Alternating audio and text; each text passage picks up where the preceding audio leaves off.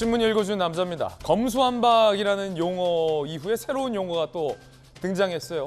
검수원복. 검수원복. 검찰의 수사권을 원래대로 원상복구하겠다라는 한동훈 장관의 시행령 카드를 검수원복이라고 일컫는 것 같습니다. 민주당이 벼르고 있습니다. 한 장관도 물러서지 않고 있습니다. 잠시 후에 이야기 나눠보겠습니다. 오늘 조간신문 4가지 키워드 준비되어 있습니다. 먼저 첫 번째 키워드부터 살펴보겠습니다. 자, 오늘 첫 번째 키워드 무엇일까요? 바로 이겁니다. 담대한. 동아일보 1면에 쓰고 있는 헤드라인 뉴스입니다. 담대한. 어떤 뉴스일까요?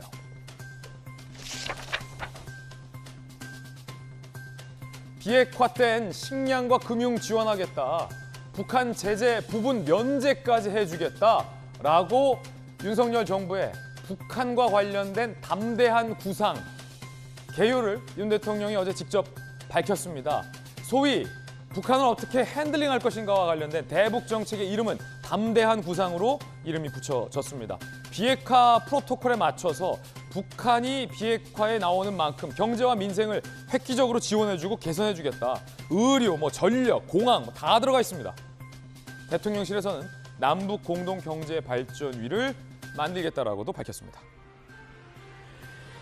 물론 모든 전제 조건은 북한이 비핵화와 관련돼서 얼마나 진전되고 구체적인 자세로 한 걸음 나오느냐에 이 담대한 구상이 달려 있습니다.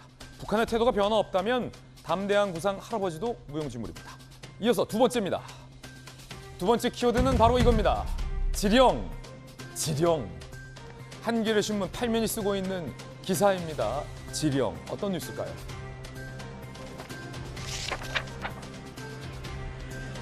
이준석 대표가 윤석열 대통령이 이 XX라고 나에게 욕했을 때 당대표 때려라 라는 지령이었다 라는 해석을 내놨습니다. 이준석 대표의 주장입니다. 글쎄요, 윤 대통령이 정말로 이준석 대표에게 이 XX라고 욕설을 했는지조차 확인해 봐야 될 것 같고, 이거를 윤핵관들에게 당대표를 때리라는 지령이다 라는 주장까지 가기에는 무언가 많은 근거가 좀 필요할 것 같은데, 중요한 건 연일 비판을 하고 있다라는 겁니다. 한겨레 신문의 지적이 뼈아픈 대목입니다. 이준석 대표의 이러한 태도로 여권이 공멸로 치닫고 있다. 한겨레 신문은 이렇게 뼈를 때렸습니다. 이어서 세 번째 키워드 살펴보겠습니다. 세 번째 키워드는 바로 이겁니다. 어느새. 중앙일보 8면입니다.